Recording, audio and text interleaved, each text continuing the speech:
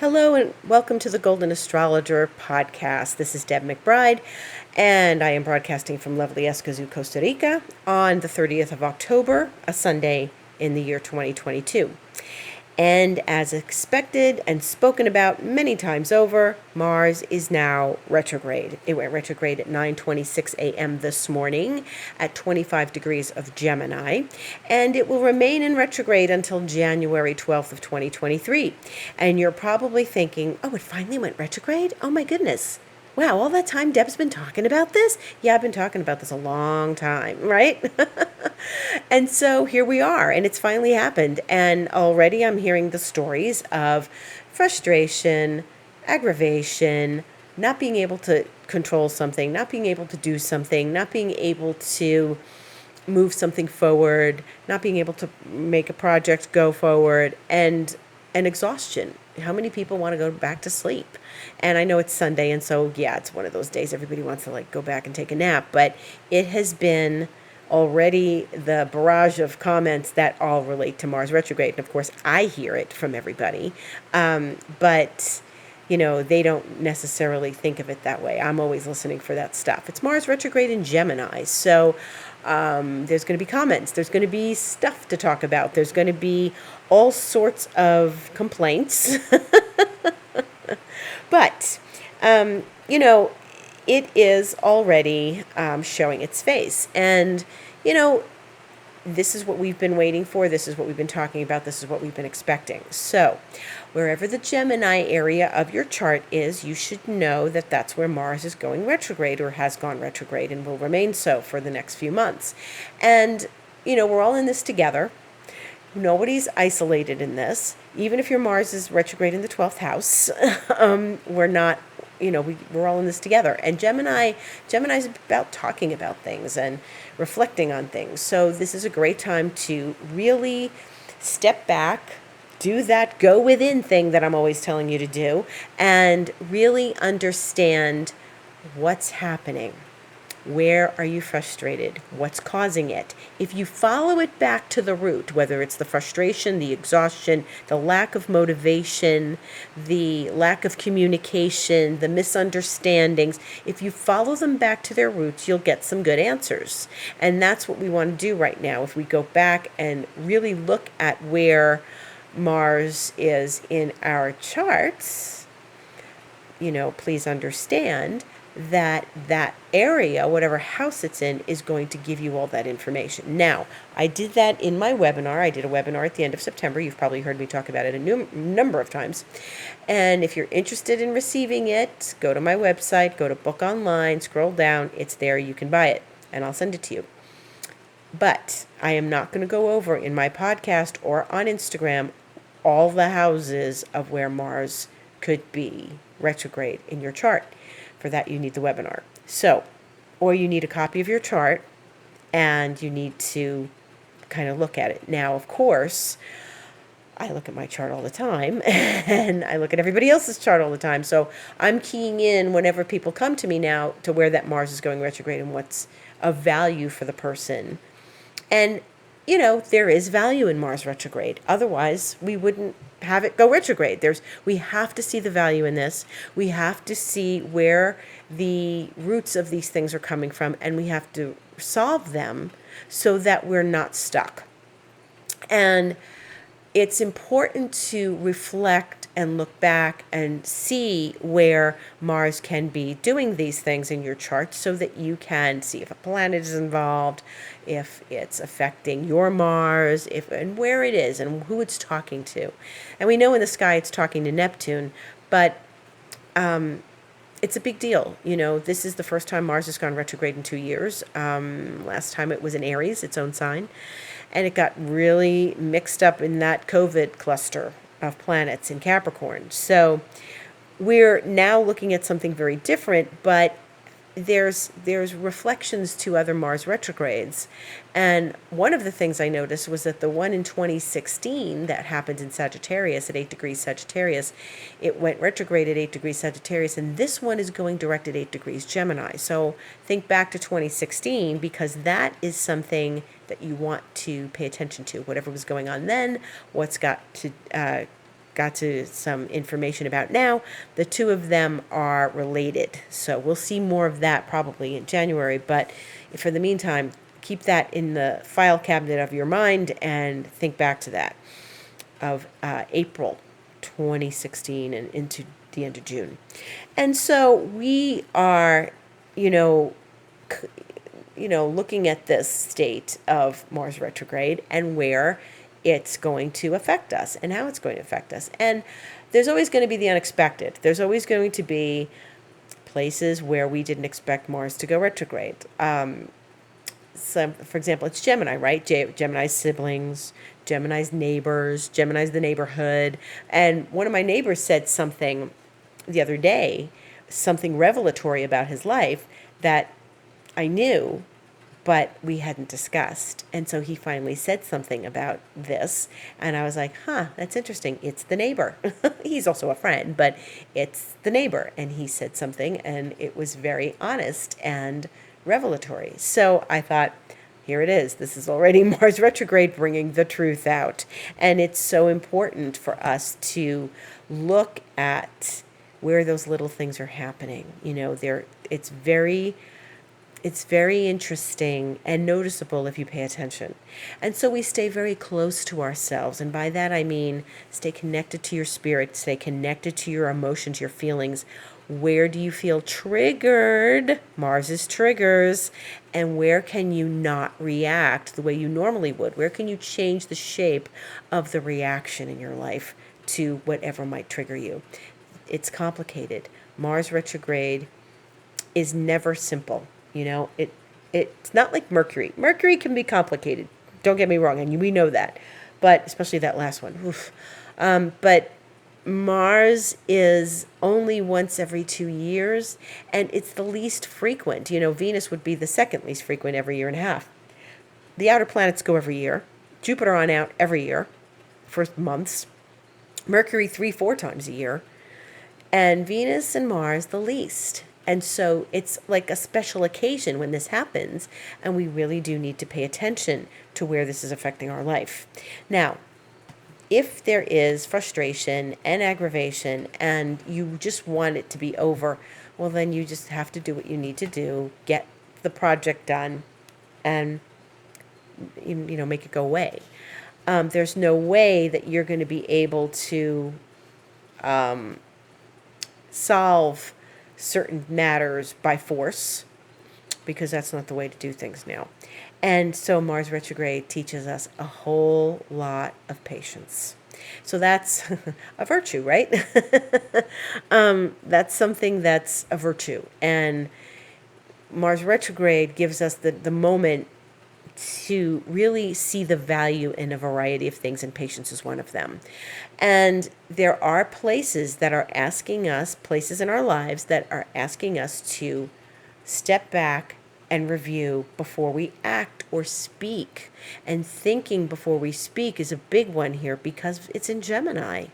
So I experience these things. For me, it's my 10th house, and it's about career and vocation and authority and all that stuff, and my own authority. But also, Mars retrograde asks us to see where the holes in our confidence is, the holes in our ability to take action. And maybe we can't take big action until January, but we want to take some action or be aware of where we can take action once that all sorts itself out. And the action we take, we want it to be good. We want it to be good action that's meaningful. And, it's not like we're going to all roll over and go back to sleep, which I'm sure we'd like to. Some people today did or wanted to. And it's interesting because Mars is, where we have to keep going every day. We have to get out of bed. We have to make breakfast. Some people have to send their kids to school. Some people have to get to work and drive the car. And it's all about, moving. We've got to keep moving. But there's a place to take meaningful action, when we need to in these times of the retrograde. Sometimes we have to do what we've got to do no matter what. And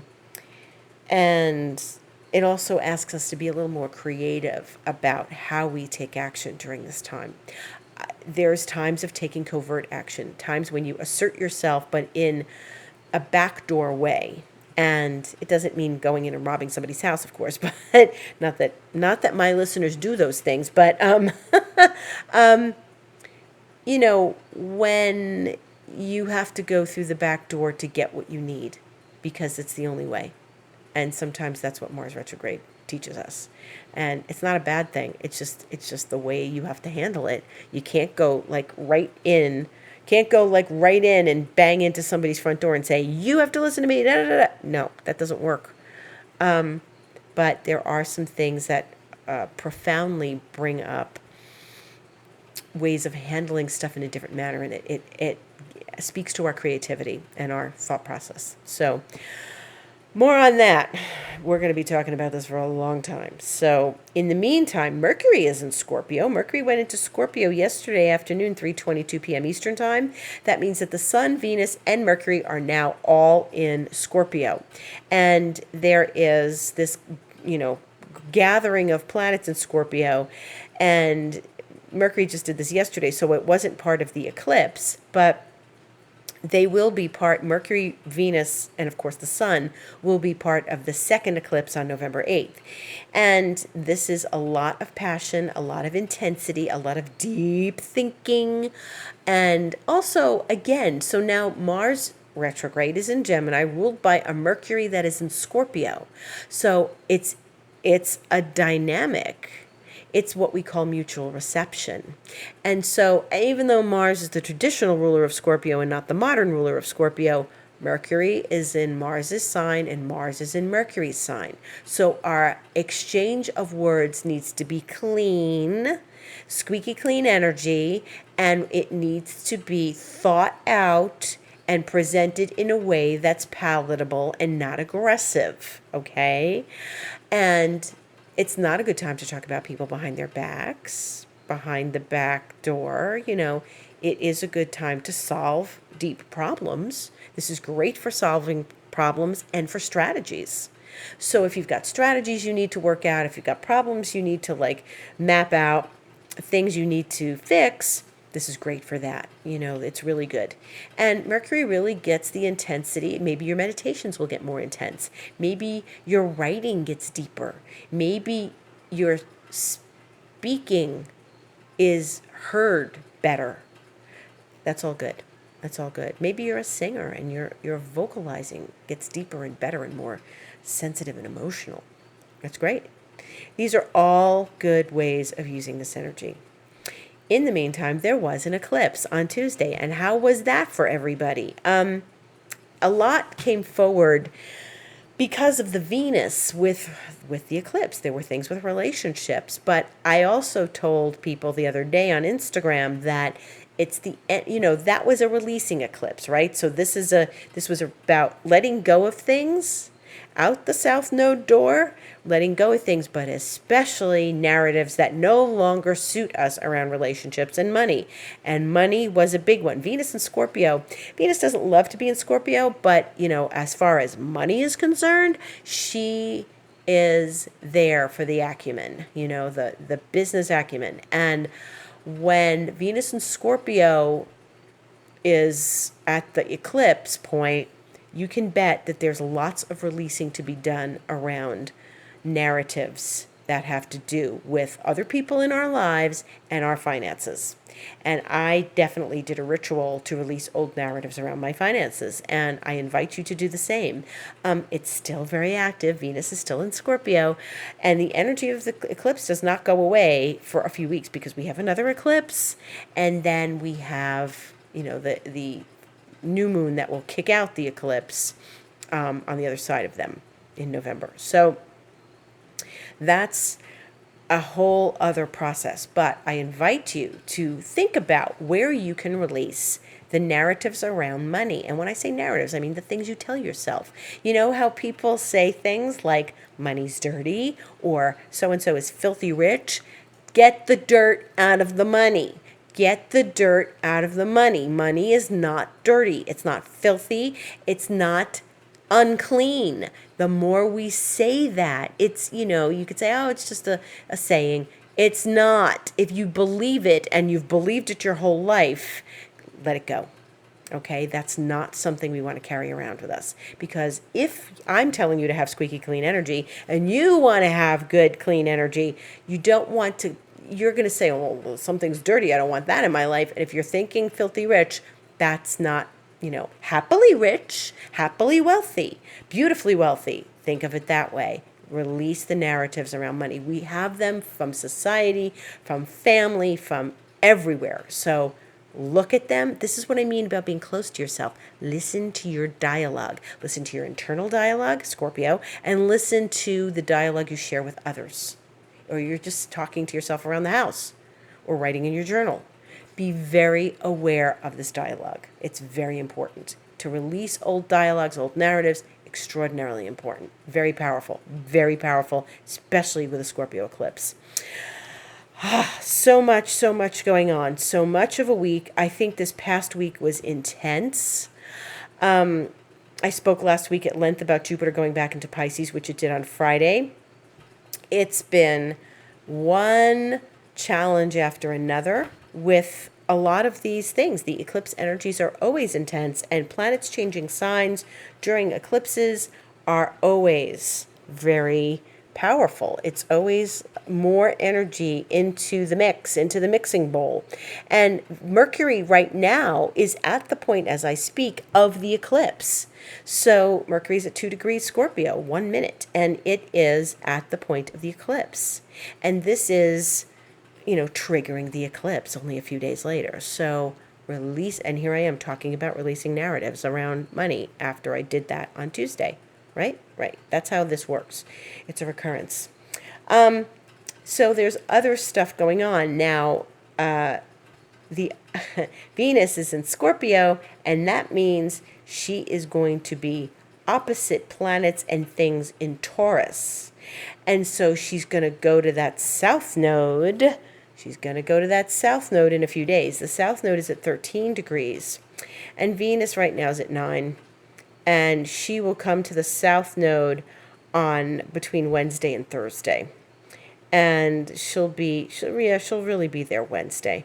And so she's going to be revving up to go to that south node. And so what do we know about that? We know a few things. First of all, Venus to the south node is releasing old narratives, again, about money. And about relationships that no longer serve us, okay?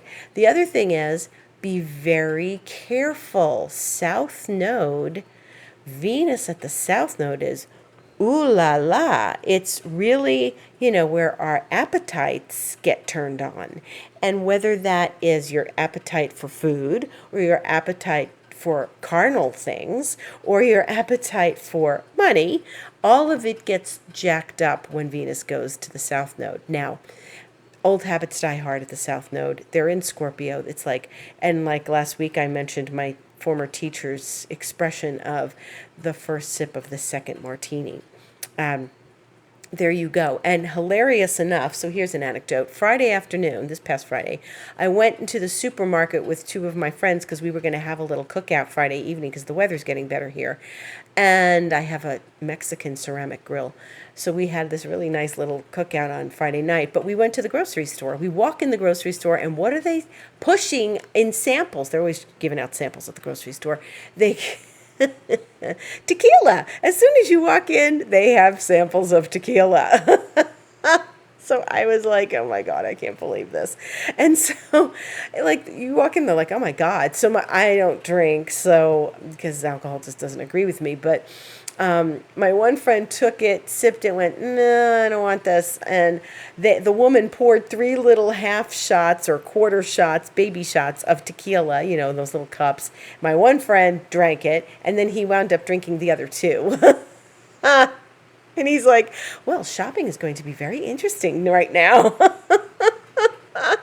And he is the moon in Scorpio. So it was, and then we're walking through the store, and they're giving out at the other end of the store near the produce aisle. They've got coffee made and they're giving whiskey shots in the coffee. Not real shots, but tiny shots in the coffee. So like either way, they've got you coming or going. You can have whiskey, you can have tequila. You're going to be completely crocked in the supermarket, and you're like, what did I come here for? Did I bring a list?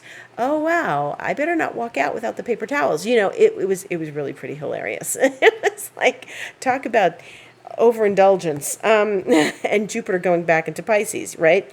So that can be wherever Jupiter is, there might be overindulgence. So there it is. But that was pretty hilarious. So we walked in and they were just like handing out beverages. I said, and then my one friend that refused the tequila said, you know what? The supermarket here, Auto Mercado, they often have good deals on wine and stuff on Friday afternoons, which I had no idea. I try to, go Tuesday morning or something like that. I don't really go to the supermarket Friday afternoons, but they've got the parties started. They've got the weekend parties started already at 3 p.m. at the supermarket in Costa Rica. And I'm like, this is not something I knew about. How about that? So it was pretty hilarious. And so as we get Venus past the South Node, she's going to oppose Uranus. And that's going to be Saturday the 5th. And so remember that Uranus and Saturn, even though it's been almost a month, Uranus and Saturn are going to be still very close to one another. And Saturn went direct, right? So Saturn went direct, and that whole Saturn going direct thing was still at 18 degrees, and Uranus went back to 17. And so they're still very close to each other. So when Venus opposes Uranus, she's then, not long after, and that will be Sunday when we meet again on the 6th, she's going to be squaring Saturn. So she's in between the Uranus and Saturn zone.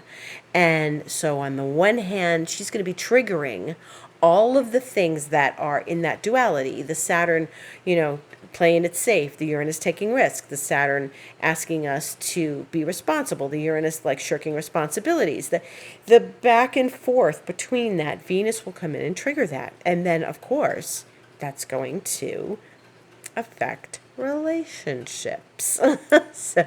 And money. So, I think relationships, because of the Venus Uranus, I want my freedom versus Venus Saturn. I want to be committed. I want to be engaged.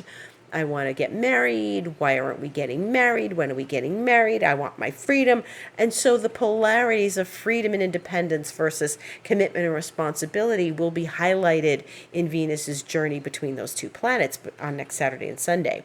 And so we pay attention to that and see where that manifests in your life, as Venus is in Scorpio, not her favorite sign. So I think it's going to be a very interesting time with Miss Venus, goddess, and she is in the time of the dark goddess. And I'm getting all these emails from all the goddess websites about, the time of the dark goddess, and here we are, tomorrow's Halloween, and then, the experience of witchiness. And Escazú, where I live, is the city of the Bruja.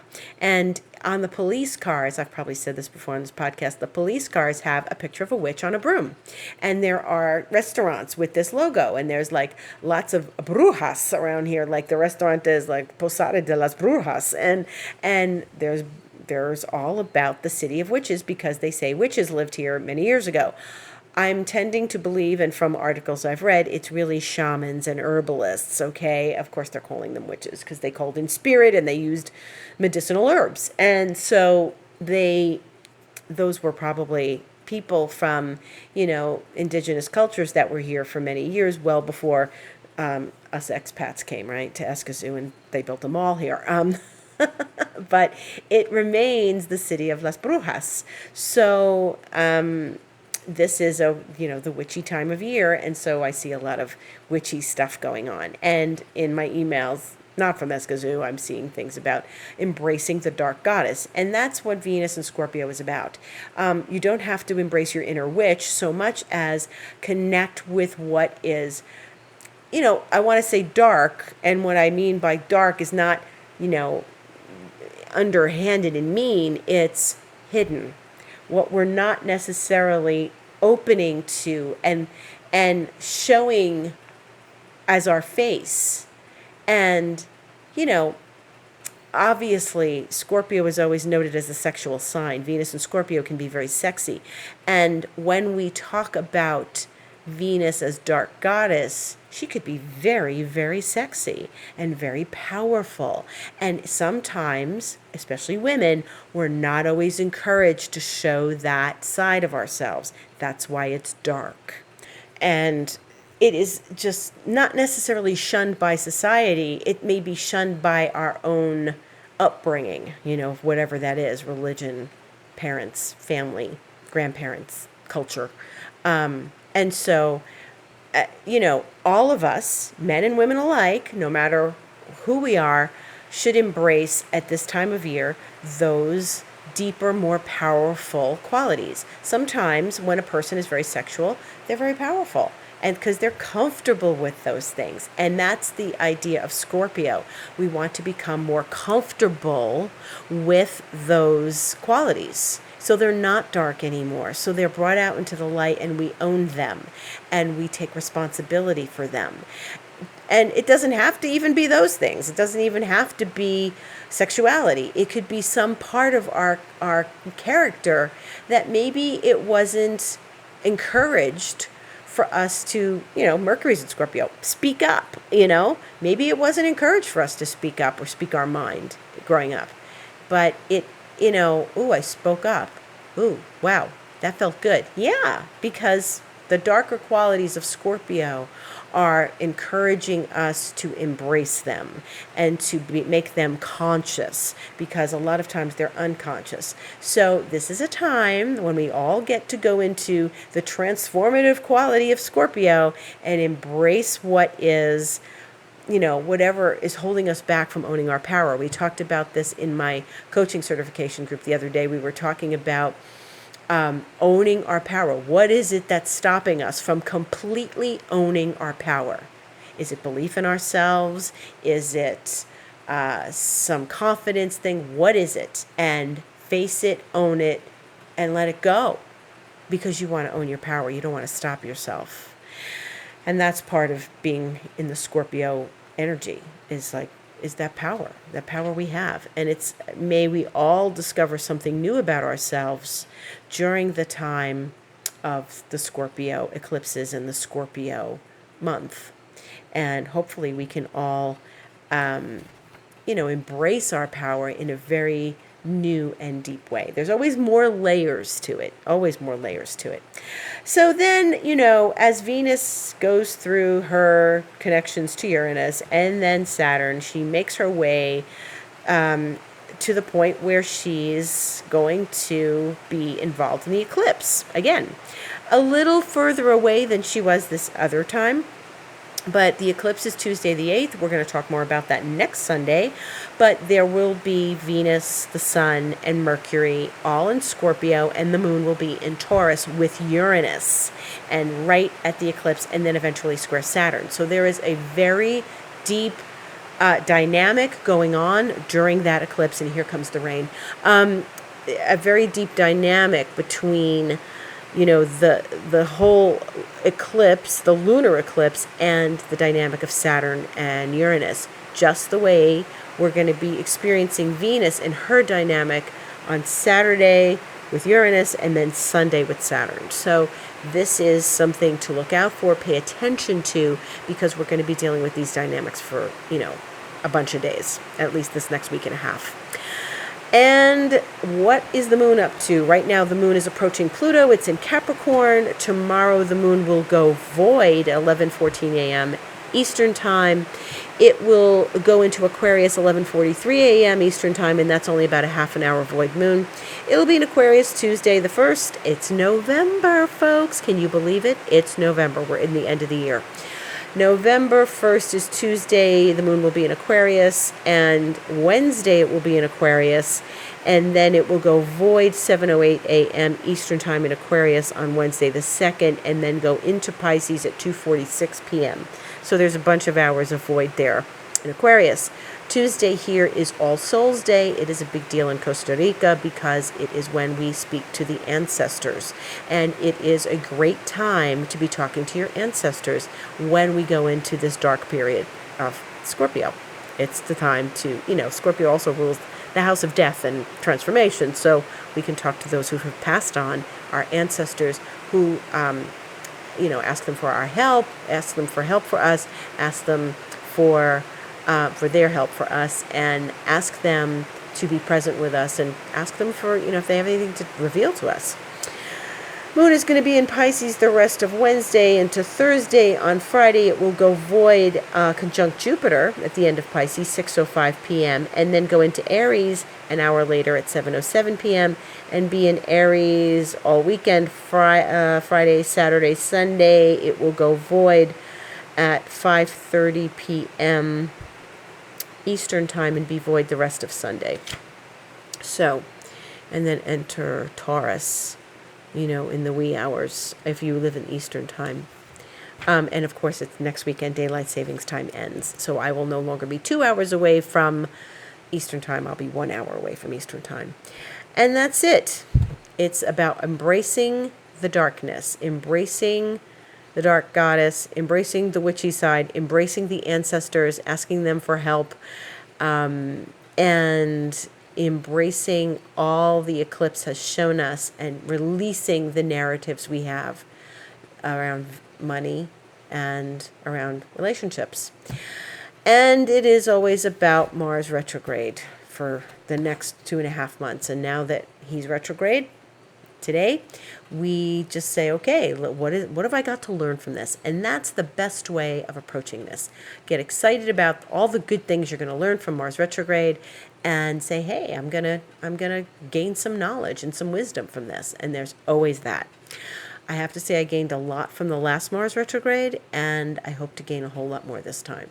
So on that note, I thank you all for listening. Again, the Mars retrograde webinar is available. You can go to my website. I also advertise it on stories with links. My website is thegoldenastrologer.com.